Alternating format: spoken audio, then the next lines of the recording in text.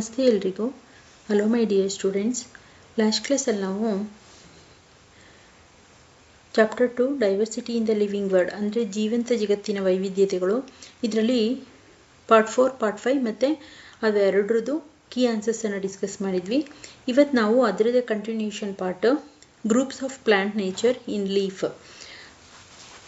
ಇದರಲ್ಲಿ MCQ ಕ್ವಶನನ್ನು discuss ಮಾಡೋಣ. ಆದಷ್ಟು ವಿಡಿಯೋನ ಯಾರು ನೋಡ್ತಾ ಇದ್ದೀರಾ ಅವರು ನಿಮ್ಮ ಫ್ರೆಂಡ್ಸ್ಗೆ ಮತ್ತು ಯಾರು ಕಾಂಪಿಟೇಟಿವ್ ಎಕ್ಸಾಮ್ಸ್ಗೆ ಪ್ರಿಪೇರ್ ಆಗ್ತಿರ್ತಾರೆ, CETಗೆ, KS IASಗೆ, ಅವ್ರಿಗೆಲ್ಲ ವಿಡಿಯೋನ ಶೇರ್ ಮಾಡಿ, ಲೈಕ್ ಮಾಡಿ ಮತ್ತು ಸಬ್ಸ್ಕ್ರೈಬ್ ಆಗಿ. Let us come to the point. Shall we start the class? Groups of plants nature, ಅದರಲ್ಲಿ ಲೀಫ್ ಸಸ್ಯಗಳ ಗುಂಪುಗಳಲ್ಲಿ ಎಲೆಯ ಬಗ್ಗೆ. ಲಾಸ್ಟಲ್ಲಿ ನಾವು ರೂಟು, ಶೂಟು ಅದ್ರ ಬಗ್ಗೆ ಡಿಸ್ಕಸ್ ಮಾಡಿದ್ವಿ, ಸ್ಟೆಮ್ ಅದೆಲ್ಲ. ಈಗ ಲೀಫಿಗೆ ಬಂದಿದ್ದೀವಿ. The first question is example for shrubs are. ಇಲ್ಲಿ ಶರ್ಬ್ಸ್ ಅಂದರೆ ಕನ್ನಡದಲ್ಲಿ ಪೊದೆಗಳು ಅಂತ ಕರಿತೀವಿ. ಅಂದರೆ ಎಲೆಯ ಗ್ರಾಸ್ ಇರುತ್ತಲ್ಲ, ಹುಲ್ಲಕ್ಕಿಂತ ಸ್ವಲ್ಪ ಎತ್ತರದಲ್ಲಿರುವಂತಹ ಗಿಡಗಳನ್ನು ಶರ್ಬ್ಸ್ ಅಂತ ಕರೆಯೋದು. ಅದನ್ನು example for shrubs are: option A pomegranate, option B brinjal, option C bottle gourd, option D bitter gourd ಅಂತ ಇದೆ. ಇಲ್ಲಿ ಪೊಮೊಗ್ರನೇಟ್ ಅಂದರೆ ದಾಳಿಂಬೆ ಗಿಡ, ಬ್ರಿಂಜಾಲ್ ಬದನೆಕಾಯಿ ಗಿಡ, ಬಾಟಲ್ ಗಾರ್ಡ್ ಸೋರೆಕಾಯಿ, ಬಿಟ್ಟರ್ ಗಾರ್ಡ್ ಆಗಲಕಾಯಿ.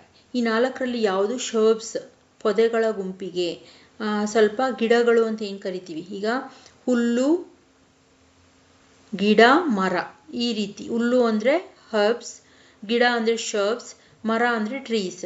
ಈ ಶರ್ಬ್ಸ್ಗೆ ಹೊಂದಿಕೆ ಆಗುವಂಥದ್ದು ಯಾವುದು ಅಂತ ಆನ್ಸರ್ ಮಾಡಬೇಕು. Next we go for second question. The lines on the leaves of the plant R. ಸಾಮಾನ್ಯವಾಗಿ ಎಲೆಗಳು, ಈ ಎಲೆಗಳಲ್ಲಿ ಲೈನ್ಸ್ಗಳಿರುತ್ತೆ. ಅಬ್ಸರ್ವ್ ಮಾಡಿ ನೀವು, ಲೀಫನ್ನು ತಗೊಂಡ್ರೆ ಆ ಲೈನ್ಗಳು ಯಾವ ರೀತಿ ರಚನೆ ಆಗಿರುತ್ತೆ. The lines on the leaves of the plants are venation, veins, arrangement, all of these.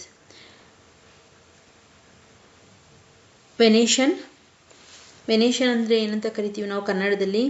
ಈಗ ರೆಟಿಕ್ಯುಲೇಟ್ ವೆನೇಷನ್, ಪ್ಯಾರಲಲ್ ವೆನೇಷನ್ ಅಂತ ಬರುತ್ತಲ್ಲ, ಅದೇ ನಲ್ಲಿ ಇದು ವೆನೇಷನ್ ಅಂತ ಕರಿತೀವಿ.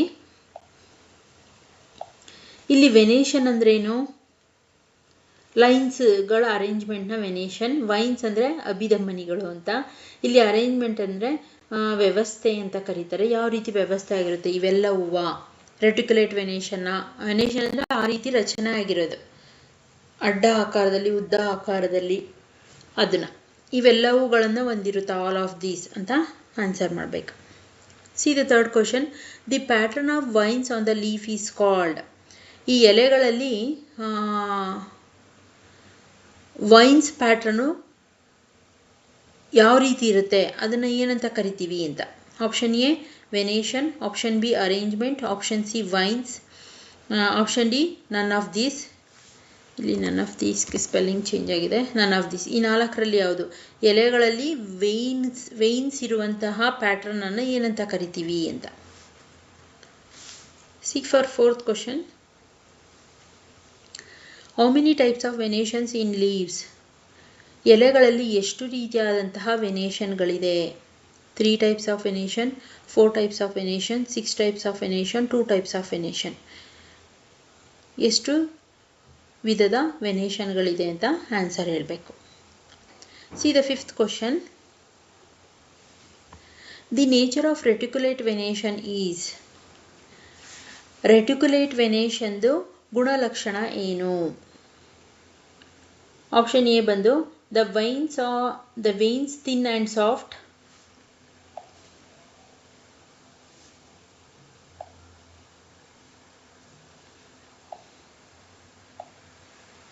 ಇಲ್ಲಿ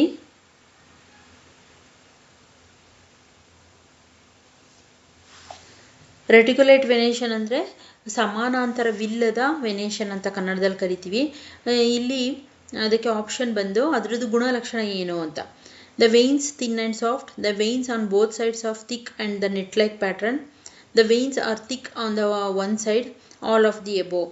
ಇಲ್ಲಿ ವೆಯ್ನ್ಸ್ ಅಂದರೆ ಎಲೆಗಳಲ್ಲಿ ಲೈನ್ಗಳು ತುಂಬ ತಿನ್ನಾಗಿ ತೆಳುವಾಗಿ ಮತ್ತು ಮೃದುವಾಗಿರುತ್ತೆ. The veins on both sides, ಎಲೆಗಳ ಎರಡೂ ಕಡೆ ಅಂದರೆ ಮೇಲೆ ಮತ್ತು ಕೆಳಗೆ ಎರಡೂ ಕಡೆ ನೆಟ್ ಲೈಕ್ ಅಂದರೆ ಪದರದ ರೀತಿಯಲ್ಲಿರುತ್ತೆ ಮತ್ತು ತಿಕ್ಕಾಗಿ ದಪ್ಪವಾಗಿರುತ್ತೆ. ಮತ್ತು ಎಲೆಗಳ ಲೈನ್ಸು ಒಂದು ಸೈಡ್ ಮಾತ್ರ ತಿಕ್ಕಾಗಿರುತ್ತೆ. ಆಲ್ ಆಫ್ ದಿ ಅಬೋ, ಈ ಎಲ್ಲ ಗುಣಲಕ್ಷಣಗಳು ಇರುತ್ತಾ ರೆಟಿಕ್ಯುಲೇಟ್ ವೆನೇಷನ್ಗೆ ಅಂತ ಆನ್ಸರ್ ಮಾಡಬೇಕು. ನೀವು ಟೆಕ್ಸ್ಟ್ ಬುಕ್ನ ಒಂದ್ಸಲಿ ರೆಫರ್ ಮಾಡಿ. You have to get a answer and you can answer easily. Next we go for 6th question. The veins are run parallel. ಇಲ್ಲಿ ಲೈನ್ಗಳು ವೆಯ್ನ್ಸ್ಗಳು ಪ್ಯಾರಲಲ್ ಆಗಿ ಸಮಾನಾಂತರವಾಗಿ ಹೋದರೆ ಅದನ್ನ ಏನಂತ ಕರಿತೀವಿ? Parallel venation, reticulate venation, both A and B, none of the above ಅಂತ ಇದೆ. ಎಲೆಯಲ್ಲಿ ಏನು ಲೈನ್ಗಳು ಪ್ಯಾರಲಲ್ ಆಗಿ ಸಮಾನಾಂತರವಾಗಿ ಹೋದರೆ ಅದನ್ನ ಏನಂತ ಕರಿತೀವಿ ಅಂತ. ಸಮಾನಾಂತರ ವೆನೇಷನ್ ಅಥವಾ ಪ್ಯಾರಲಲ್ ವೆನೇಷನ್, ರೆಟಿಕ್ಯುಲೇಟ್ ಜಾಲಿಯಾಗಿರುತ್ತಾ ಅಥವಾ ಬೋತ್ ಎ ಆ್ಯಂಡ್ ಬಿನ ಯಾವುದು ಅಂತ ಆನ್ಸರ್ ಮಾಡಬೇಕು. ಇಲ್ಲಿ ರೆಟಿಕ್ಯುಲೇಟ್ ಅಂದರೆ ಜಾಲಾಗಿರೋದು, ಪ್ಯಾರಲಲ್ ಅಂದರೆ ಸಮಾನಾಂತರವಾಗಿರೋದು. ನೆಕ್ಸ್ಟ್ ಕ್ವಶನ್ ಬಂದು 7th one. Example for parallel venation is. ಸಮಾನಾಂತರ ವೆನೇಷನ್ಗೆ ಪ್ಯಾರಲಲ್ ವೆನೇಷನ್ಗೆ ಉದಾಹರಣೆ ಏನು ಅಂತ. Hibiscus leaf, banana leaf, coriander leaf, ನನ್ of the above.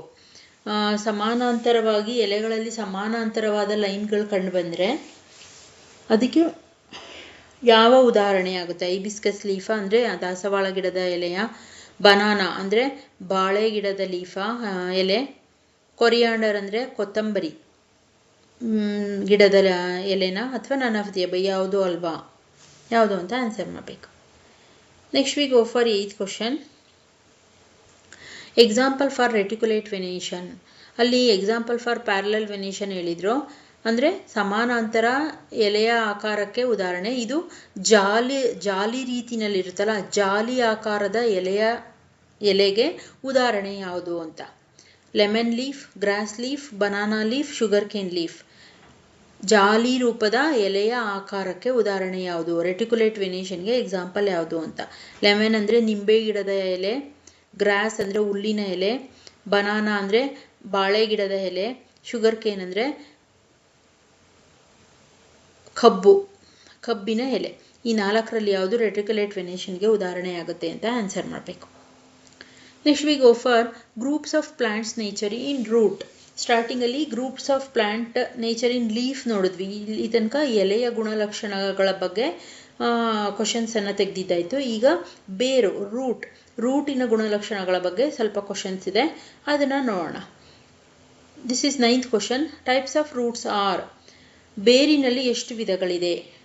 2 types, 3 types, 4 types, 5 types. 2, 3, 4, 5.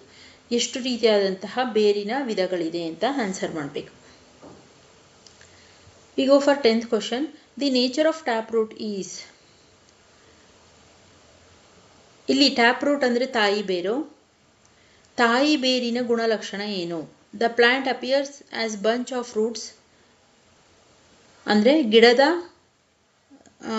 ಬೇರಿನಲ್ಲಿ ಗೊಂಚಲು ರೀತಿಯಲ್ಲಿ ರೂಟ್ಗಳಿರುತ್ತೆ. ಬೇರು ಗೊಂಚಲು ರೀತಿಯಲ್ಲಾಗಿರುತ್ತೆ. The plant appears as a single thin root. ಇಲ್ಲ, ಬೇರು ಒಂದೇ ತೆಳುವಾದಂತಹ ಬೇರನ್ನು ಹೊಂದಿರುತ್ತೆ. The plant consisting of one main root. ಇಲ್ಲ ಅಂದರೆ ಒಂದೇ ಒಂದು ದಪ್ಪನಾದಂತಹ ಬೇರನ್ನು ಹೊಂದಿರುತ್ತೆ. All of the above. ಈ 4ರಲ್ಲಿ ಯಾವುದು ಈ ತಾಯಿ ಬೇರಿನ ಗುಣಲಕ್ಷಣ ಆಗಿರುತ್ತೆ? The nature of tap root is. Tap root ಅಂದರೆ ತಾಯಿ ಬೇರು. See for 11th question. Types of roots are. ಇಲ್ಲಿ ಬೇರುಗಳ ವಿಧಗಳು ಯಾವುದು ಅಂತ. ಅಲ್ಲಿ ಎಷ್ಟು ವಿಧ ಇದೆ ಅಂತ ಕೇಳಿದ್ದು ಫಸ್ಟ್ ಕ್ವಶನ್ನು. ಇದರಲ್ಲಿ ಆ ವಿಧ ಯಾವುದು ಅಂತ. Types of roots are tap root, fibrous root, both A and B, none of the above. ಇಲ್ಲಿ ಬೇರಿನ ವಿಧ ಟ್ಯಾಪ್ ರೂಟ್ ಅಂದರೆ ತಾಯಿ ಬೇರು, ಬಿ ಫೈಬ್ರಸ್ ರೂಟ್ ಅಂದರೆ ತಂತು ಬೇರು, C both A and B ಅಂದರೆ ಎ ಬಿ ಎರಡುವೆ, ತಾಯಿ ಬೇರು ತಂತು ಬೇರು ಎರಡುವೆ, ತಂತು ಬೇರು, D none of the above, ಯಾವುದು ಅಲ್ಲ. ಈ 4ರಲ್ಲಿ ಯಾವುದು ಅಂತ ಆನ್ಸರ್ ಮಾಡಬೇಕು. We go for 12th question. The roots of this plant appears as a bunch of similar sized thin roots called dash.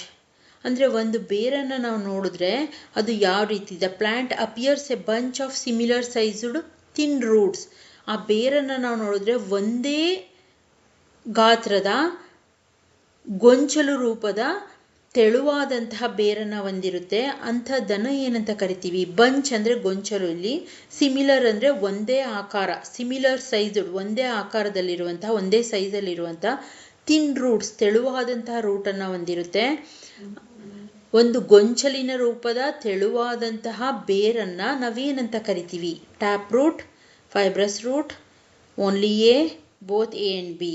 ಇಲ್ಲಿ ತಾಯಿ ಬೇರು, ತಂತು ಬೇರು, ಓನ್ಲಿ ಎ ಅಂದರೆ ಬರೀ ತಾಯಿ ಬೇರು ಮಾತ್ರ, B D both A and B, ತಾಯಿ ಬೇರು ತಂತು ಬೇರು ಎರಡುವೇ ಅಂತ ಆನ್ಸರ್ ಇದೆ.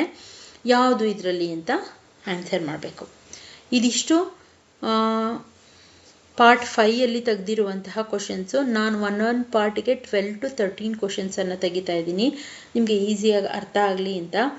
ಆ್ಯಂಡ್ ಆಯಾ ಗುಂಪಿಗೆ ಸೇರಿದಂತಹ ಅಂದರೆ ಲೀಫ್ ಬಗ್ಗೆ, ರೂಟ್ ಬಗ್ಗೆ, ಸ್ಟೆಮ್ ಬಗ್ಗೆ, ಫ್ಲವರ್ ಬಗ್ಗೆ ಈ ರೀತಿಲಿ ತೆಗಿತಾ ಇರೋದ್ರಿಂದ ಕ್ವಶನ್ಸು ತುಂಬ ಜಾಸ್ತಿ ಆಗ್ತಾ ಇದೆ.